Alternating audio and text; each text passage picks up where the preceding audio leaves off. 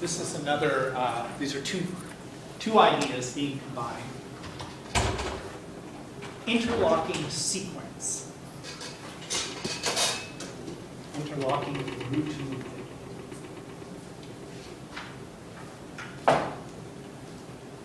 It's figure 11.8. You hear these chords. Do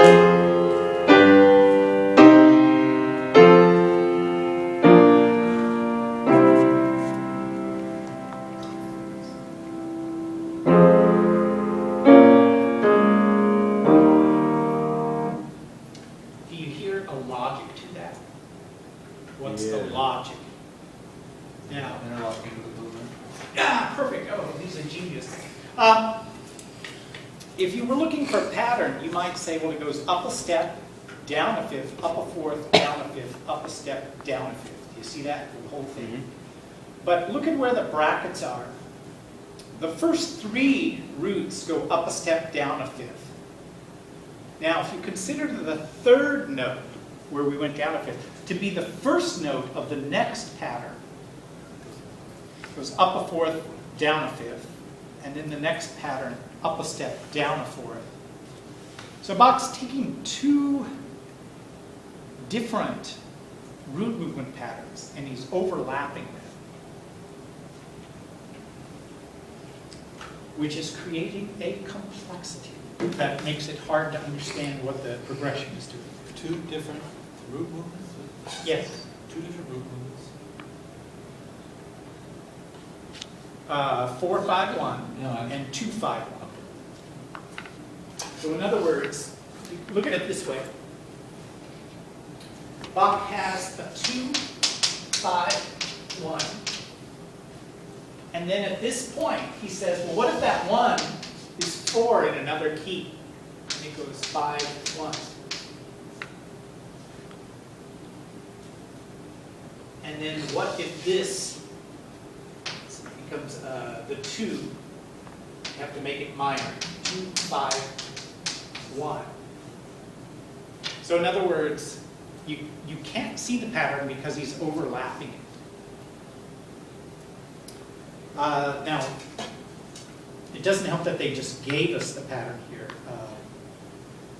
At the top of page 323, there's an analysis of this overlap that happens in figure 11.10. Just looking at the chart is giving us a headache. But I prefer, rather than looking at the piece in A sharp minor, hey, you ever want a piece to play? Oh, prelude in C sharp major. Okay, this is measure 29. So it's an A sharp minor chord.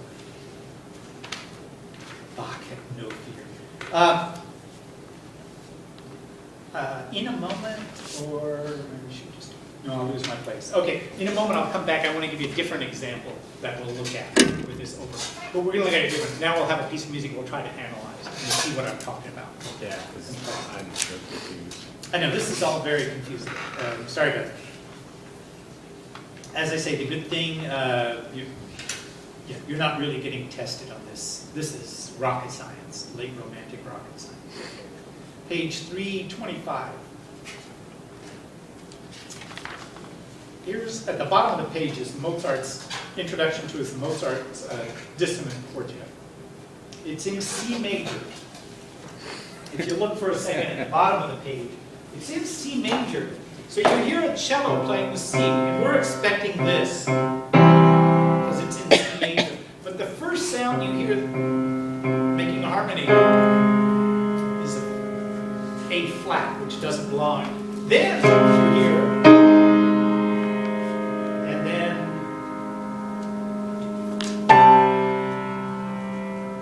you can hear why it's nicknamed dissonant. So they give it away with the analysis, but at the top of the page, 325, Mozart's taken a secondary tonal level. He has his introduction tonicize the dominant instead of the top. Change of mode. So he introduces a diminished supertonic that should have been just minor. And successive first inversion, though we didn't even look at that. Don't worry about the first inversion. Now look back at the piece at the bottom. This was an experiment Mozart did. He said, I'm going to start a piece in C, and I want to really confuse the audience that they're going to go, well, this isn't C. And then later I want them to go, oh, of course we were in C. So what does he do? He starts with a pedal, C. So when A flat comes in, A flat, C, E flat would be the Neapolitan of the dominant in C. So he's tonicizing the dominant, and that's where all of these interesting chromaticism comes from. One from the Neapolitan 6, which brings an A flat. Another from the supertonic should be minor, but here it's diminished, that's change of mode. And then in the key of G, there's the dominant 7th, D, F sharp, A, C. It resolves to a first inversion in G. He has a neighbor tone C sharp and a suspension A to throw you off. So the first inversion aside, he's combining a change of mode with a secondary tonal low.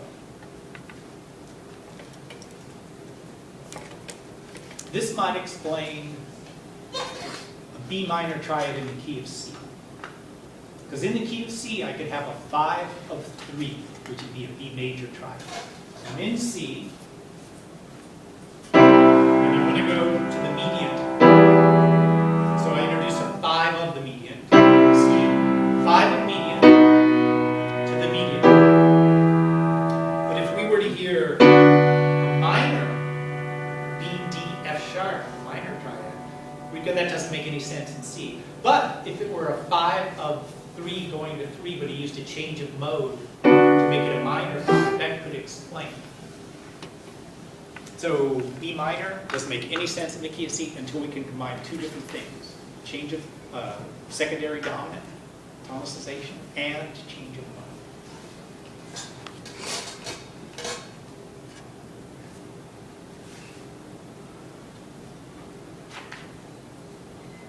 mode. Page 327.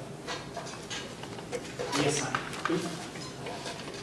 tough stuff to analyze. Let's look at number 1. This is the easiest one to analyze. Chopin Mazurka. Let's see if we can figure out what key we're in. B flat minor. B flat minor, all right. First measure. What chord? Tonic, okay. Last measure. Tonic, all right. So we just have a few in the middle there. 5 more. All right. Second measure.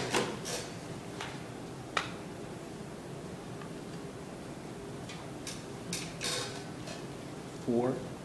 Is that dominant? 4 would be E flat, G flat, B flat, Oh. but I see a C in the soprano melody. So it's C, C, G. C, E flat, C, E flat, G, Seven. E flat. Supertonic 7. Supertonic 7, and with the B flat in the bass, so it'd be a 2, half diminished, what inversion? 6. Not 6. It's got a 7. 2. So 2 half diminished 2.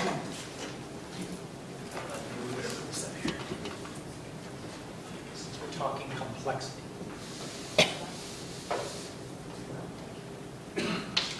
B flat minor, tonic triad, supertonic half diminished 2. Third measure. Gee. Already, after just 2 measures, what's going on? Okay. Anybody see anything we could?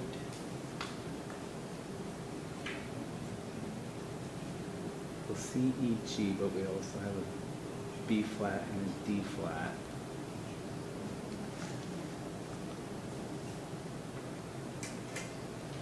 Well, it's the same thing, but it's major now. Not me.